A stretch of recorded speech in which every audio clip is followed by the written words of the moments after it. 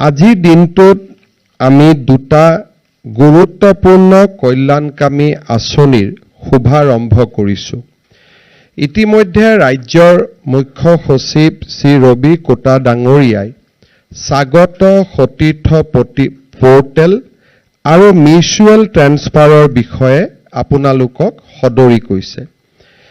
আমি কৰ্মচাৰীসকলৰ যি কাম কৰাৰ মানসিকতা বা তেওঁলোকে দায়িত্ব পালন কৰিবলৈ যাওঁতে যিখিনি মানসিক সন্তুষ্টিৰ প্ৰয়োজন হয় সেইখিনি নিৰন্তৰভাৱে প্ৰদান কৰিবলৈ আমাৰ চৰকাৰখনে দেশত নথকা বা কৰ্মচাৰীসকলৰ বাবে অচিনাকি কেইবাটাও আঁচনি ৰূপায়ণ কৰিছে। চৰকাৰী দায়িত্ব অনুসৰি মই বিভিন্ন ৰাজ্যলৈ যাওঁ আৰু বিভিন্ন ৰাজ্যক যেতিয়া মই প্ৰশ্ন কৰোঁ যে এনেকুৱা ধৰণৰ আঁচনিবিলাক আপোনালোকৰ চৰকাৰৰ আছে নেকি বা ইয়াতকৈ কিবা ভাল আঁচনি আছে নেকি, তেতিয়া মই এটাই কথা অনুমান কৰোঁ যে পৰম্পৰাগত সা সুবিধাসমূহক বাদ দি কোনো চৰকাৰে কৰ্মচাৰীসকলৰ কল্যাণৰ বাবে অলপ বাহিৰলৈ গৈ অলপ আগলৈ গৈ কাম কৰিবলৈ চেষ্টা কৰা নাই আৰু তেওঁলোকে এতিয়াও টেক্সট বুকক যিখিনি লিখা আছে অৰ্থাৎ কৰ্মচাৰীৰ FR SR ৰুলছত যিখিনি লিখা আছে তাৰ ভিতৰতে তেওঁলোকে কাম কৰি আহিছে। আনকি ভাৰতবৰ্ষত এতিয়া মাত্ৰ 6খন ৰাজ্য আছে যি 6খন ৰাজ্যই কৰ্মচাৰীসকলক দিয়ে কেন্দ্ৰীয় চৰকাৰৰ দৰে পৰিশোধ কৰি আহিছে আৰু 6খন ৰাজ্যক বাদ দি সকলোবিলাক ৰাজ্যই কেন্দ্ৰীয় চৰকাৰৰ লগত দিয়ে পৰিশোধ কৰাৰ ক্ষেত্ৰত 10ৰ পৰা 40%লৈকে ৰাজ্য আৰু কেন্দ্ৰৰ মাজত পাৰ্থক্য আছে।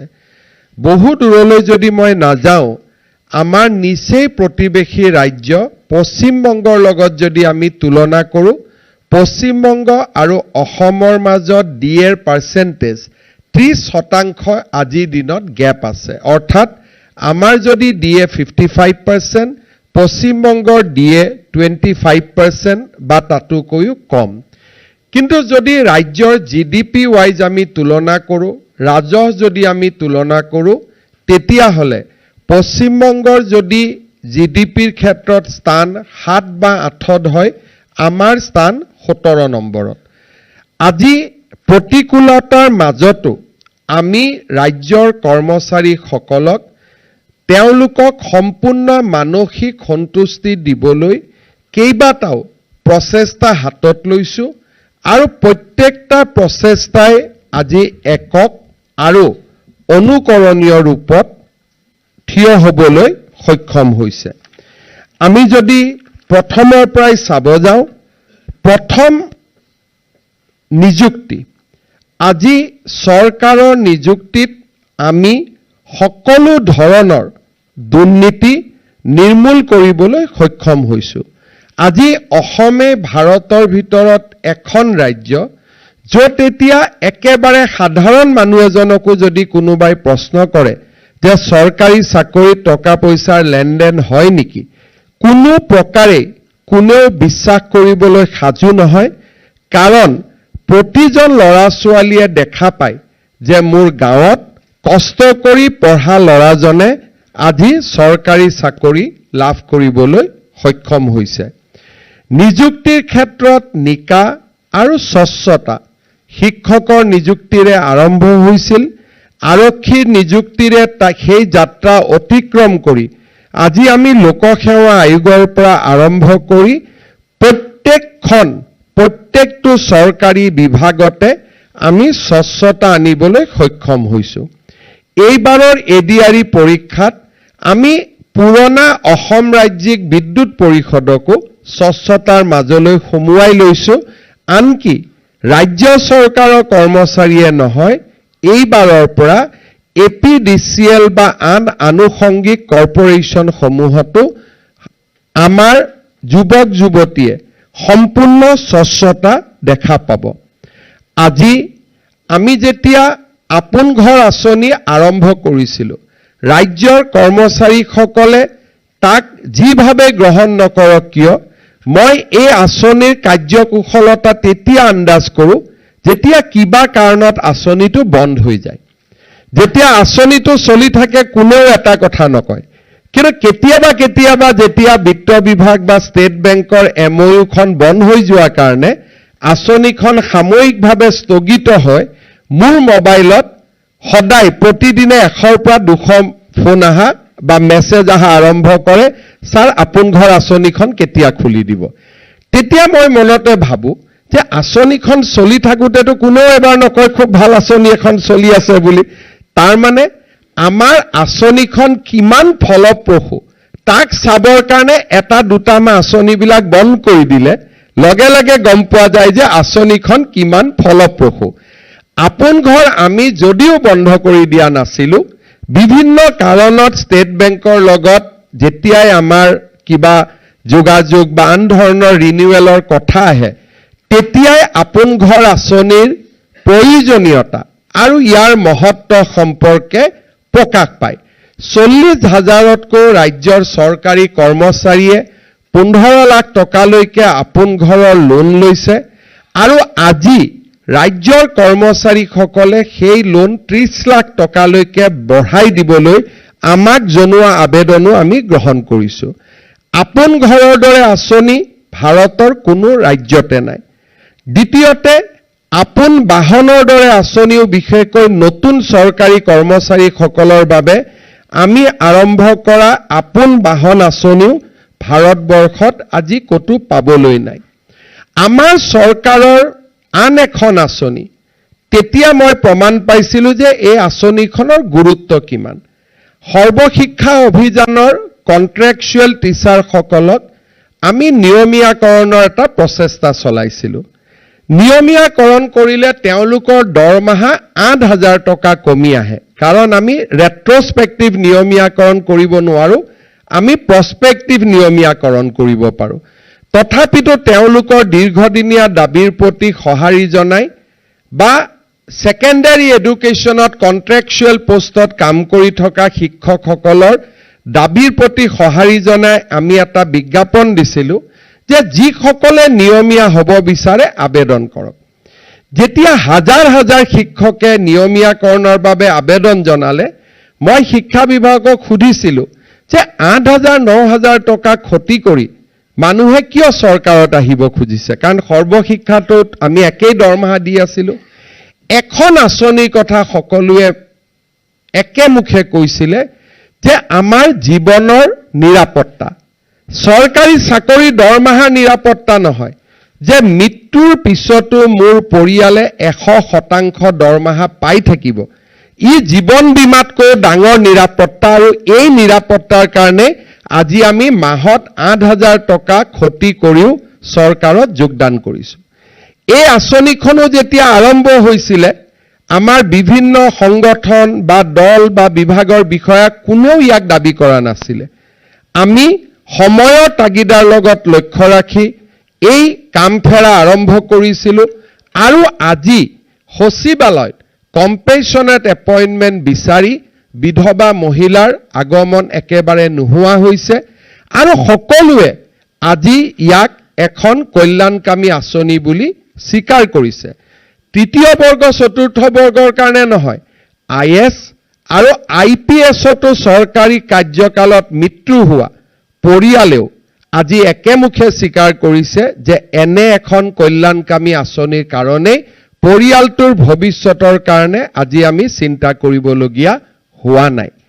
ইয়াৰ লগত আমাৰ চৰকাৰে কেইবাটাও মুখ্যমন্ত্ৰী লোকসেৱা আৰোগ্য যোজনা, চৰকাৰী কৰ্মচাৰীসকলৰ দাবী আছিলে যে কেছলেছ ট্ৰিটমেণ্ট হ'ব লাগে। আজি আমি মেদান্ত হস্পিটেল, গুৱাহাটী চিকিৎসা মহাবিদ্যালয় আমি নেট বঢ়াই লৈ গৈ আছোঁ।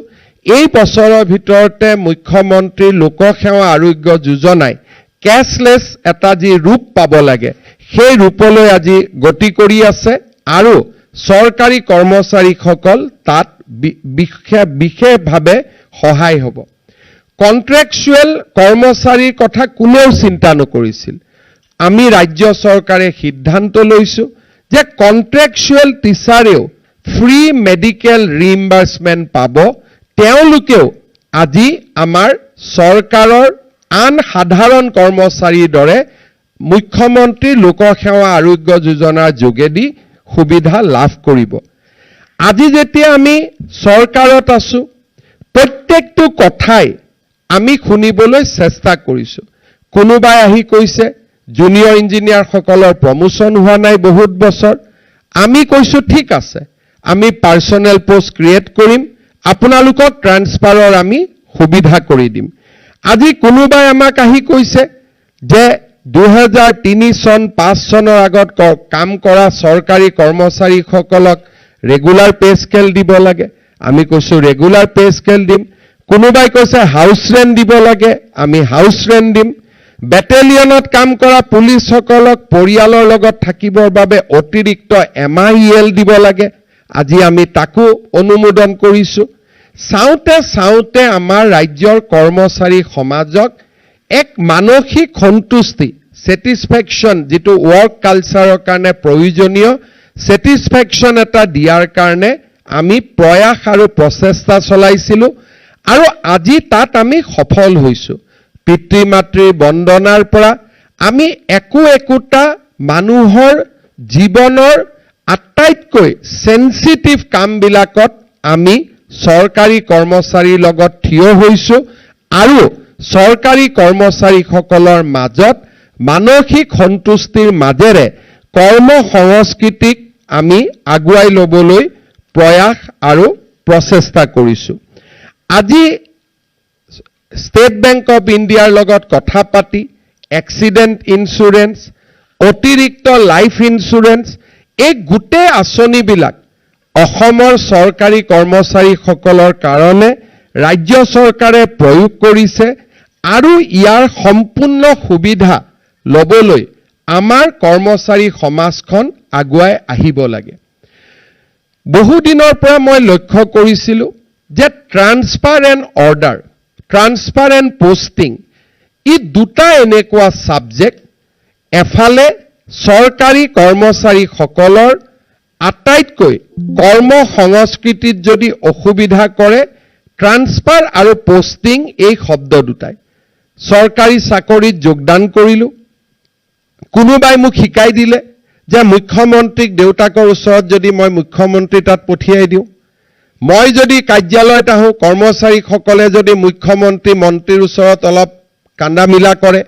ট্ৰান্সফাৰ হৈ যায় গতিকে সকলোৱে ইয়াক এটা ফেশন হিচাপে গ্ৰহণ কৰি ললে দ্বিতীয়তে আন এটা বস্তু শিকালে যে নহয় টকা পইচা দিলেও ট্ৰান্সফাৰ হয় আৰু এই দুইটা মৰিচিকাৰ পিছত আমাৰ বহুতো চৰকাৰী কৰ্মচাৰীয়ে CLEL নোলোৱাকৈ ডাইৰেক্টৰেট আৰু সেক্ৰেটাৰিয়েটত ঘূৰা ফুৰা কৰি থাকে আৰু গোটেই প্ৰচেষ্টাত অজস্ৰ টকা খৰচ হয় এটা সময়ত শিক্ষা বিভাগত মাধ্যমিক শিক্ষকৰ ট্ৰান্সফাৰ পোষ্টিংৰ ফাইল একোটা দিনত মোৰ টেবুললৈকে 200 পৰা 250 আহিছিল আৰু তলত থকা কৰ্মচাৰীসকলে মহা আনন্দৰে তাক পুটাপ কৰিছিল আন ফাইল পুটাপ নহয় ট্ৰান্সফাৰ অৰ্ডাৰৰ ট্ৰান্সফাৰ সুন্দৰভাৱে পুটাপ হয় আৰু মই শব্দটো কৈছো মহা আনন্দৰে পুটাপ হয় সিদ্ধাৰ্থ ভট্টাচাৰ্য ডাঙৰীয়া শিক্ষামন্ত্ৰী এৰি দিয়াৰ পিছত মই যেতিয়া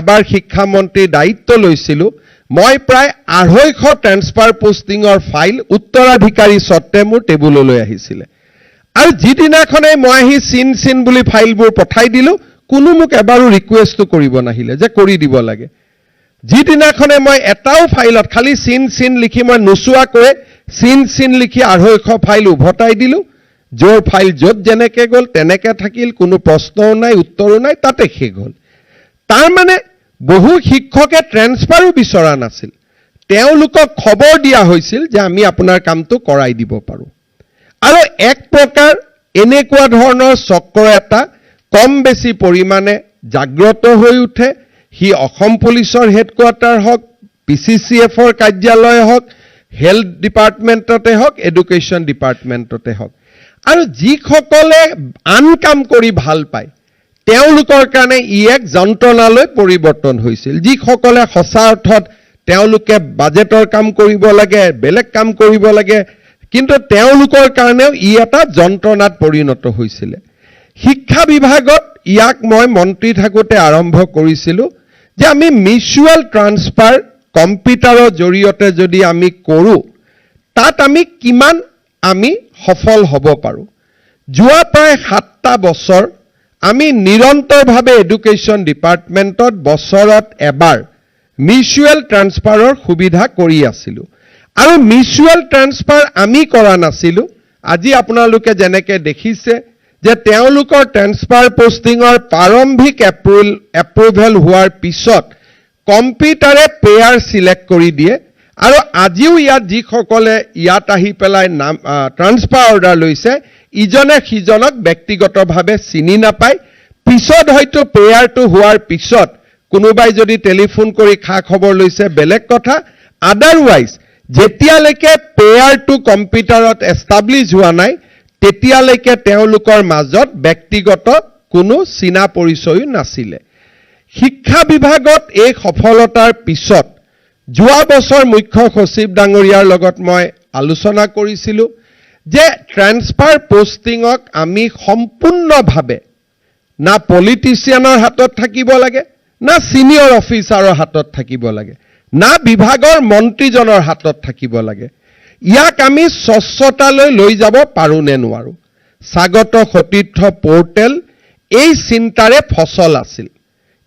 নো ডাউট আমাৰ ৰিক্ৰুটমেণ্ট ৰুলছ আৰু বহুত বিধিৰ কাৰণে আমি আৰু যিমান কৰিব লাগে কৰিব নোৱাৰোঁ। কাৰণ আমাৰ চৰকাৰত এতিয়াও ষ্টেট ৱাইজ ৰিজাৰ্ভেশ্যনৰ পৰিৱৰ্তে district wise office wise reservation হৈ থকাৰ কাৰণে ৰোষ্টাৰ পইণ্টক চাবলগীয়া হোৱাৰ বাবে, ষ্টেট ৱাইজ মেৰিট লিষ্ট নথকাৰ বাবে, ডিভিজন ৱাইজ মেৰিট লিষ্ট থকাৰ বাবে আজি আমি ছিনিয়ৰিটি জুনিয়ৰিটিৰ আদি বহুত চিন্তা কৰি আমি যিমানটো এগ্ৰেছিভলি ইয়াক কৰিব লাগে আমি কৰিব পৰা নাই।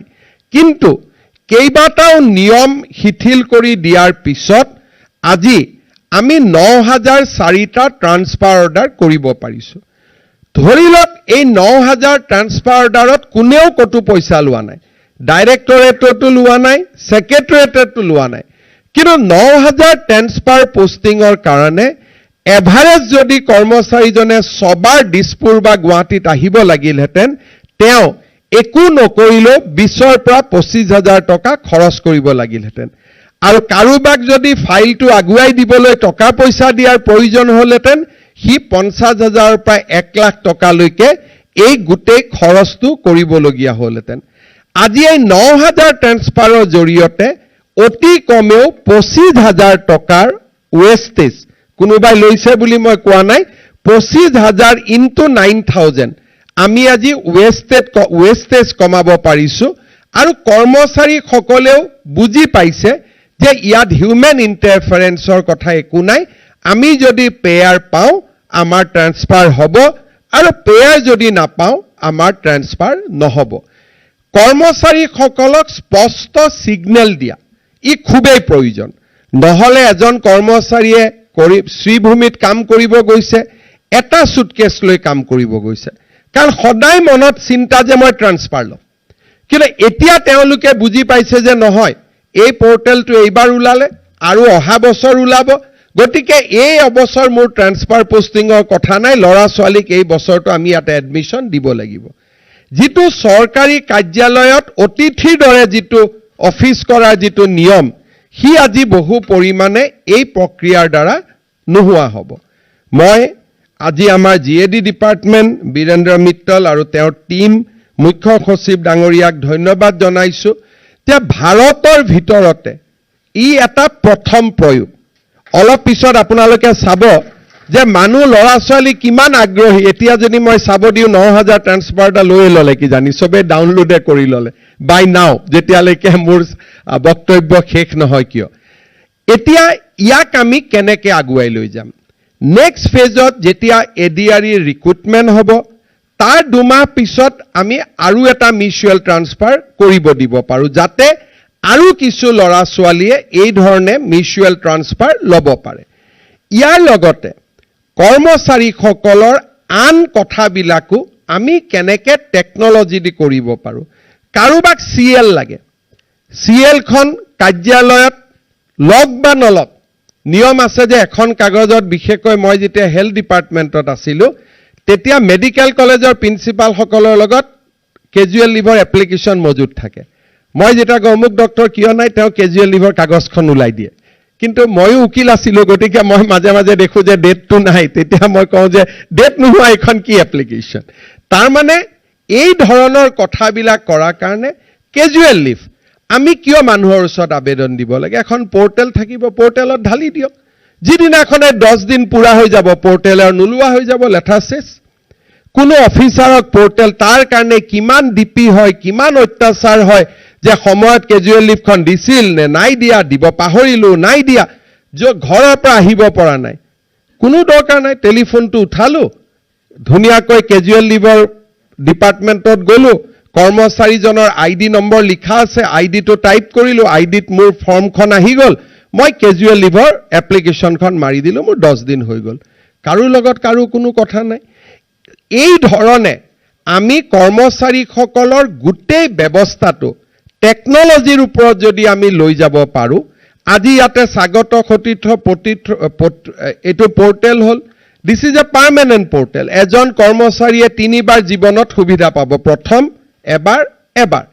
এতিয়া এই পৰ্টেলটো চালেই না ফাইল চাব লাগিব না কাগজ চাব লাগিব, লগ ইন থাকিব, সকলোৱে চালে হ'ল। আৰু অহাবাৰ যেতিয়া কোনোবাই ইয়াৰ সুবিধা লোৱা কৰ্মচাৰীখিনিয়ে অক্টোবৰত যেতিয়া আকৌ সুবিধা ল'ব খুজিব, পৰ্টেলে ক'ব you have already avail it, this is not available to you, লেঠা শেষ। কোনো ইয়াতে মানুহৰ কোনো কথাই নাই, মানুহৰ ওচৰত আহিব নালাগে, কথা পাতিব নালাগে, ছিনিয়ৰ জুনিয়ৰৰ মাজত তৰ্কাতৰ্কি নহয়, মন্ত্ৰীক লগ কৰাৰ প্ৰয়োজন নহয়, সুন্দৰ এটা ব্যৱস্থাৰে চলি থাকিব। মই সেইবাবে মুখ্য সচিব ডাঙৰীয়াক অনুৰোধ কৰিম যে কৰ্মচাৰীৰ লগত জড়িত আটাইকেইটা ছাবজেক্ট উলিয়াই ল'ব লাগে। কেজুৱেল লিভ হয়, EL হয়, কেতিয়াবা গণ্ডগোল হয় যে EL লৈছিলোঁ নে নাই লোৱা, লিভ এনকেচমেণ্ট কৰিব লাগে। এই গোটেইবিলাক যদি আমি পৰ্টেল আৰু ছিষ্টেম জেনেৰেটেড কৰি দিওঁ, তেতিয়াহ'লে চৰকাৰী কৰ্মচাৰীসকলৰ হায়েষ্ট লেভেল ছেটিছফেকশ্যন থাকিব আৰু মানুহে অহা যোৱা দিছপুৰ ডিৰেক্টৰেটত অহা যোৱাৰ পৰিৱেশবিলাক নোহোৱা হ'ব। বেলেগ কামত আহক, কিন্তু যিবিলাক সৰু সুৰা কামত আহে এই কথাবিলাক আমি শেষ কৰিব লাগে। বিশেষকৈ আমি এই ধৰণে যদি টেকনলজি দি আগুৱাই যাওঁ, তেতিয়াহ'লে মই ভাবোঁ যে অসম এখন মডেল ষ্টেটলৈকে ৰূপান্তৰ হ'ব পাৰে, যে এমপ্লয়ীসকলক হায়েষ্ট লেভেল অফ ছেটিছফেকশ্যন দিয়া এখন ৰাজ্যৰ নাম অসম, সেই পৰ্যায়লৈকে আমি যাব পাৰোঁ। মই আমাৰ ছিনিয়ৰ অফিচাৰসকলক এই ক্ষেত্ৰত চিন্তা চৰ্চা কৰিবলৈ আহ্বান জনাম। আৰু যিসকল চৰকাৰী কৰ্মচাৰীয়ে আজি মিউচুৱেল ট্ৰান্সফাৰ অৰ্ডাৰ পালে, তেওঁলোকক মই অভিনন্দন জনাইছোঁ। আৰু যিসকলে পোৱা নাই, তেওঁলোকে নৱেম্বৰ ডিচেম্বৰ মাহত আৰু এটা সুযোগ লাভ কৰিব। তেওঁলোকক আমি ADRE ৰিক্ৰুটমেণ্টৰ পিছত আৰু এটা সুবিধা দিবলৈ যত্ন কৰিম। এই সুবিধাখিনি দিব যাওঁতে আমি ছাৰ্ভিচ ৰুলত থকা ডেফিচিয়েঞ্চিসমূহ আমি নটিচ কৰিছোঁ। মই ভাবোঁ যে roster should be applied on a state basis. Office, department এইবিলাকে মাল্টিপল লিটিগেশ্যনৰ সৃষ্টি কৰে। GAD ডিপাৰ্টমেণ্ট, পাৰ্চনেল ডিপাৰ্টমেণ্টে কাম কৰিব লাগে যাতে সকলো এটা মডেল এণ্ড ফৰ্মেটেড হয়, যে আমাৰ ইয়াত ৰিজাৰ্ভেশ্যন ডিৰেক্টৰে চাই কম্পিউটাৰটো মাৰিলেই গম পাব যে মোৰ SC পোষ্ট কিমান খালী আছে, ST পোষ্ট কিমান খালী আছে। এতিয়া প্ৰত্যেক কথাতে এটা ৰিপৰ্ট বিচাৰিব লাগে, আৰু ৰিপৰ্ট আনিবৰ কাৰণে ফোন কৰক, কথা পাতক। কিন্তু এই গোটেইবিলাক যদি আমি টেকনলজি আৰু ৰুলছবিলাক ৰিপিটেডলি এমেণ্ডমেণ্ট কৰি আমি যদি এটা মডেল ৰুল বনাব পাৰোঁ, তেতিয়াহ'লে আমাৰ গোটেই সমস্যাবিলাক নোহোৱা হৈ যায়। ছিনিয়ৰিটি জুনিয়ৰিটিৰ ক্ষেত্ৰত গভৰ্ণমেণ্টে এখন নিয়ম কৰিব লাগে যে যিসকলে মিউচুৱেল পৰ্টেলত এপ্লাই কৰে, they will not get seniority because it is not in the public interest, it is their own interest. Cabinet memorandum OM কৰি আমি উলিয়াই দিলোঁ। একেদিনাই লেঠাটো মৰি গ'ল, ইয়াত আৰু ছিনিয়ৰিটি হৈ যাব, জুনিয়ৰিটি হৈ যাব, হিচাপ নিকাচৰ কোনো প্ৰয়োজন নাই। মই আশা কৰিম যে লাহে লাহে আমাৰ লাইফ চিম্পল হ'ব, লাহে লাহে আমি টেকনলজিৰ সুবিধা লৈ এই গোটেই কামবিলাকক আমি ষ্ট্ৰীমলাইন কৰিম। আজি চৰকাৰৰ ডাঙৰ প্ৰচেষ্টা এটা সফল হৈছে, আৰম্ভণি হৈছে, আৰু মই ভাবোঁ যে ইয়াৰ লগত ট্ৰান্সফাৰ পোষ্টিঙৰ যিটো এটা ব্যৱস্থা সেইটো লাহে লাহে নোহোৱা হৈ যাব। যিসকলে এই কামবোৰ কৰি ভাল নাপায় তেওঁলোকে সকাহ পাব, যিবিলাকে এই কামবিলাক কৰি ভাল পায় তেওঁলোকে মনত অলপ কষ্ট পাব। দুইটাই আমাৰ কাৰণে ভাল। Government will be happy both the way. ইয়াৰ পিছত আজি দিনটোত আমি আৰু এটা আঁচনি আৰম্ভ কৰিছোঁ, যদিও ইয়াত চৰকাৰী কৰ্মচাৰীৰ সম্পৰ্ক নাই। আমি আজি আৰু এটা নতুন আঁচনি আৰম্ভ কৰিছোঁ, মুখ্যমন্ত্ৰী জীৱন অনুপ্ৰেৰণা। আমাৰ ৰাজ্যত বিশেষকৈ কলেজৰ অধ্যাপক অধ্যাপিকা নিযুক্তিৰ বাবে আৰু আন বিভিন্ন কামত গৱেষণা এতিয়া এটা অত্যন্ত প্ৰয়োজনীয় হৈ পৰিছে। আৰু মই যেতিয়া চাইছিলোঁ ছাত্ৰ ছাত্ৰীসকলৰ বাবে আমি আৰম্ভ কৰা কেইটামান আঁচনিয়ে ইতিমধ্যেই দেশজুৰি স্বীকৃতি লাভ কৰিবলৈ সক্ষম হৈছে।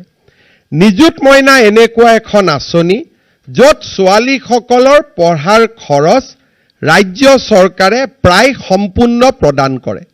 এই বছৰ আগষ্ট মাহত আমি গম পাম যে এইবাৰ ছোৱালীৰ ড্ৰপ আউট কিমান হৈছে, কিন্তু প্ৰাৰম্ভিক খবৰ মতে এইবাৰ কোনো ছোৱালীৰে ড্ৰপ আউট হোৱাৰ সম্ভাৱনা অত্যন্ত কম। কাৰণ PG পঢ়িলে ২,৫০০ টকা, ডিগ্ৰী পঢ়িলে ১,১২০০ টকা আৰু হায়াৰ ছেকেণ্ডেৰী পঢ়িলে ১,০০০ টকাকৈ আমি পাই থাকোঁ। কোনোবাই ক'ব ই হিতাধিকাৰী, কিন্তু ৰাষ্ট্ৰৰ বাবে আটাইতকৈ সেইজনে হ'ল হিতাধিকাৰী যোনে নাৰী শিক্ষাক আগুৱাই দিব পাৰে। পেটত ভোক লৈ কেতিয়াও শিক্ষা সম্ভৱ নহয়। যিমানে শিক্ষাবিদে প্ৰচেষ্টা নকৰক কিয়, ঘৰত যদি অভাৱ হৈছে, ছোৱালীজনীক যদি পঢ়ুৱাবৰ কাৰণে দেউতাক মাকে কষ্ট পাইছে, ছোৱালী সংবেদনশীল, প্ৰথম দেউতাক মাকৰ কষ্ট অনুভৱ কৰে আৰু তাই প্ৰথমতে অফাৰ কৰে যে কালিৰ পৰা মই কলেজত নাযাওঁ। And that's the kind of sensitivity আমাৰ মহিলাসকলৰ থাকে। সেইকাৰণে সদায় আমি দেখা পাওঁ যে ড্ৰপ আউটত ছোৱালীৰ ড্ৰপ আউট আটাইতকৈ বেছি। নিযুত মইনা আঁচনিখনে আজি ড্ৰপ আউটটো ৰোধ কৰিব পাৰিছে বুলি মই ভাবিছোঁ। আগষ্ট মাহত আমি ডেটা পাম।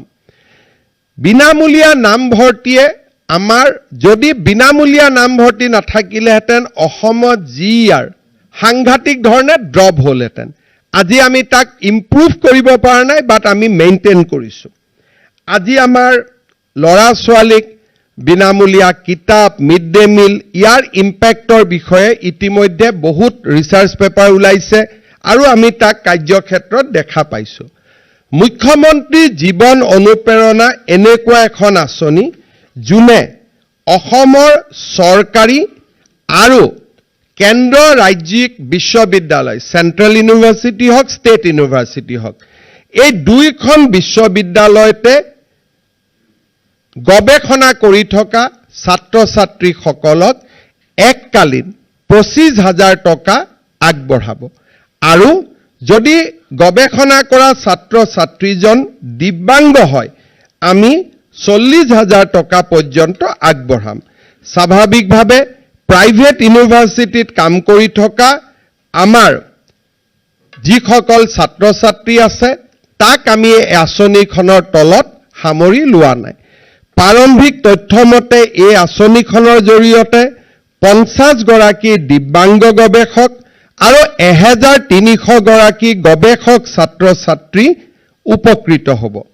এই আঁচনিখনৰ আজিৰ পৰা আমি পৰ্টেল মুকলি কৰি দিছোঁ।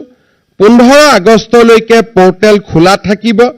২৫ ছেপ্টেম্বৰৰ ভিতৰত আমি পৰীক্ষা নিৰীক্ষা সম্পূৰ্ণ কৰিম আৰু ১ অক্টোবৰ তাৰিখে যদি দুৰ্গা পূজাৰ বন্ধ নাথাকে, মই ডেটটো চোৱা নাই, ঠিক পূজাৰ বিজয়া দশমীৰ পিছতেই আমি এই আঁচনিখনৰ ধন হস্তান্তৰ কৰিম। প্ৰথমবাৰ আমি সকলোকে কাভাৰ কৰি লোৱাৰ পিছত পৰৱৰ্তী বছৰত অকল ফ্ৰেছ গৱেষকখিনি এই আঁচনিৰ দ্বাৰা উপকৃত হ'ব। আজি আমি অসমৰ ছাত্ৰ ছাত্ৰী, কৰ্মচাৰী, মহিলা, অসমৰ বিভিন্ন যিসকলে স্বাস্থ্যৰ সুবিধাৰ প্ৰয়োজন, আজি বহুতবিলাক আমাৰ চৰকাৰখনে ইউনিভাৰ্চেল এপ্লিকেশ্যন আজি আমি কৰিব পাৰিছোঁ। আৰু সেইকাৰণে আমাৰ ৰাজ্যৰ বিভিন্ন আঁচনিয়ে আজি জনসমাদৰ লাভ কৰিবলৈ সক্ষম হৈছে। যোৱাবাৰ মুখ্যমন্ত্ৰীসকলৰ সন্মিলনত অসমৰ স্বচ্ছ নিযুক্তি আমি কেনেকৈ এডিআৰই আইন প্ৰণয়ন কৰি গ্ৰেড 3 কমিশ্যন কৰিছিলোঁ, গ্ৰেড 4 কমিশ্যন কৰিছিলোঁ, কেনেকৈ একত্ৰিতভাৱে গোটেই ডিপাৰ্টমেণ্টৰ পৰীক্ষা একেলগে হয়, তাক মই প্ৰেজেণ্টেশ্যন দিছিলোঁ। ভাৰতৰ আটাইবিলাক ৰাজ্যই পৰৱৰ্তী সময়ত অসমলৈ আহি এই স্বচ্ছ নিযুক্তিৰ বিষয়ে ধাৰণা লৈছিল আৰু হাৰিয়ানাকে ধৰি কেইবাখনো ৰাজ্যই অসমৰ দৰে একেলগে একেধৰণে নিযুক্তি দিবলৈ পৰৱৰ্তী সময়ত সক্ষম হৈছিল। এইবাৰ আমাৰ মুখ্যমন্ত্ৰী সন্মিলনত চাইল্ড মেৰেজ আৰু নিযুত মইনা এই দুইটা আঁচনিৰ মাজত থকা সম্পৰ্ক আৰু কেনেকৈ অসমৰ চাইল্ড মেৰেজ এই দুইখন আঁচনিয়ে ৰোধ কৰিছে তাক আমি প্ৰেজেণ্টেশ্যন কৰিছিলোঁ। প্ৰধানমন্ত্ৰী ডাঙৰীয়াই নিজে ভাৰতৰ সকলো মুখ্যমন্ত্ৰীক নিৰ্দেশ দিছিলে যে অসমত গৈ এই আঁচনিখনৰ বিষয়ে অধ্যয়ন কৰিব লাগে, পৰৱৰ্তী সময়ত নিজৰ ৰাজ্যৰ পৰিস্থিতি অনুসৰি এই আঁচনিখন নিজৰ নিজৰ ৰাজ্যত ৰূপায়ণ কৰাৰ বাবে চেষ্টা কৰিব লাগে। আজি আমাৰ অসম কেঞ্চাৰ কেয়াৰ ফাউণ্ডেশ্যন, যি কেঞ্চাৰ গ্ৰীড আমি নিৰ্মাণ কৰিছোঁ, সি আজি অভূতপূৰ্বভাৱে দেশত সমাদৰ লাভ কৰিছে।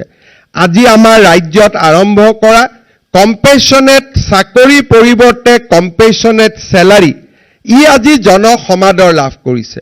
মই ভাবোঁ স্বাগত সতীৰ্থ পৰ্টেল আমি যেতিয়া আন ৰাজ্যক দেখুৱাব সুযোগ পাম, মই নিশ্চিত যে ইও ৰাষ্ট্ৰজুৰি সমাদৰ লাভ কৰিব। আজি এই কথাবিলাক ধাৰণা, আলোচনা, ইমপ্লিমেণ্টেশ্যন, এই গোটেই আঁচনিবিলাক আমাৰ অসমৰ বিষয়া কৰ্মচাৰীসকলে সুন্দৰভাৱে ইমপ্লিমেণ্ট কৰিছে। ইয়াৰ দ্বাৰাই এইটোৱে প্ৰমাণ হয় যে আমাৰ বিষয়া কৰ্মচাৰীসকলে যদি ইচ্ছা কৰে, মনত যদি উইল পাৱাৰ থাকে, ইনিচিয়েটিভ থাকে, এনথুথিয়াজিম থাকে, আমি বহুত ভাল কাম কৰি দেখুৱাব পাৰোঁ। আৰু এইবিলাক কামত টকা পইচাৰ প্ৰয়োজন নাই। আজি এই স্বাগত সতীৰ্থ পৰিষদ গভৰ্ণমেণ্টৰতো এটকাও খৰচ হোৱা নাই। বহুত কাম আছে যাৰ কাৰণে আমাক টকা পইচাৰ প্ৰয়োজনে নাই। উইদাউট মানি আজি আমি এই কামবিলাক কৰিব পাৰোঁ আৰু যি মানুহক হাইয়েষ্ট লেভেল ছেটিছফেকশ্যন দিব পাৰে। এইবাৰ আমি আৰু এটা টেকনলজিৰ প্ৰয়োগ কৰিম গুৱাহাটীকে ধৰি কেইখনমান চহৰত, যে মানুহে মোবাইলত ফটো তুলি ক'ত ৰাস্তাত গাঁত হৈছে তেওঁলোকে আমাক ফটো তুলি পঠাই দিব আৰু আমি তাক গৈ মেৰামতি কৰি দিম। অৰ্থাৎ যোনে য'ত ৰাস্তাত দেখিছে যে ইয়াত এটা হোল হৈছে, গাঁত হৈছে, ৰাস্তা বেয়া হৈছে, ফটোখন উঠাব লাগে আৰু লগে লগে জিঅ' টেগিং তাতে আহিব, মাত্ৰ এপটোত আপলোড কৰি আমাক পঠিয়াই দিব লাগে। আৰু PW ডিপাৰ্টমেণ্টে 7 দিনৰ ভিতৰত গৈ যিটো গাঁত আছে গাঁতটো মাৰি আহিব। সকলোতে আমি কৰিব নোৱাৰোঁ, গাঁৱত কৰিব নোৱাৰোঁ, আৰ্থিক কথা থাকিব, কিন্তু গুৱাহাটী, যোৰহাট, ডিব্ৰুগড়, শিলচৰত ডেফিনেটলি আমি ইয়াক তেজপুৰত ইমপ্লিমেণ্ট কৰিব পাৰোঁ। তাৰো এইবাৰ আমি আৰম্ভণি কৰিম। আৰু PW ডিপাৰ্টমেণ্টৰো ৰেকৰ্ড হ'ব যে কিমান গাঁত আমি মাৰিছোঁ। তাত আৰু গাঁতৰ সংখ্যা বঢ়াবও নোৱাৰিব, গাঁতৰ সংখ্যা কমাবও নোৱাৰিব। This bring economy to the state and this bring efficiency to the state. গতিকে এনেকৈ আমি বহুত কাম কৰিব পাৰোঁ য'ত ৰাজ্যত ইকনমিও হ'ব আৰু ইকনমিৰ লগে লগে ছেটিছফেকশ্যনো হ'ব। এই গোটেই কথাবিলাক আমি লাহে লাহে টেকনলজিলৈ যাম আৰু যেতিয়া আমি টেকনলজিলৈ যাম তেতিয়া চৰকাৰৰ ধনো ৰাহি হ'ব আৰু মানুহে হাইয়েষ্ট লেভেল ছেটিছফেকশ্যনো লাভ কৰিবলৈ সক্ষম হ'ব। স্বাগত সতীৰ্থ পোৰ্টেল আৰু ইয়াৰ ইমপ্লিমেণ্টেশ্যনৰ বাবে পুনৰ এবাৰ মই ৰাজ্যৰ মুখ্য সচিব আৰু আমাৰ GAD ডিপাৰ্টমেণ্টক ধন্যবাদ জনাইছো আৰু আমাৰ সকলো বিভাগে কৰা কোঅপাৰেশ্যন 3rd গ্ৰেড 4th গ্ৰেডৰ ট্ৰান্সফাৰ ডাইৰেক্টৰেটত হয় DGP অফিচত হয় হফৰ অফিচত হয় এই গোটেই কামটোত আমাৰ ডাইৰেক্টৰেট ষ্টাফৰ যিটো সহযোগিতা তাৰ বাবে মই আটাইকে ধন্যবাদ আৰু কৃতজ্ঞতা জনাইছো আৰু নৱেম্বৰত যাতে আমি আৰু বেছি ইয়াক ইমপ্লিমেণ্টেশ্যন কৰিব পাৰো তাৰ বাবে আৰু আমি প্ৰচেষ্টা ল'ম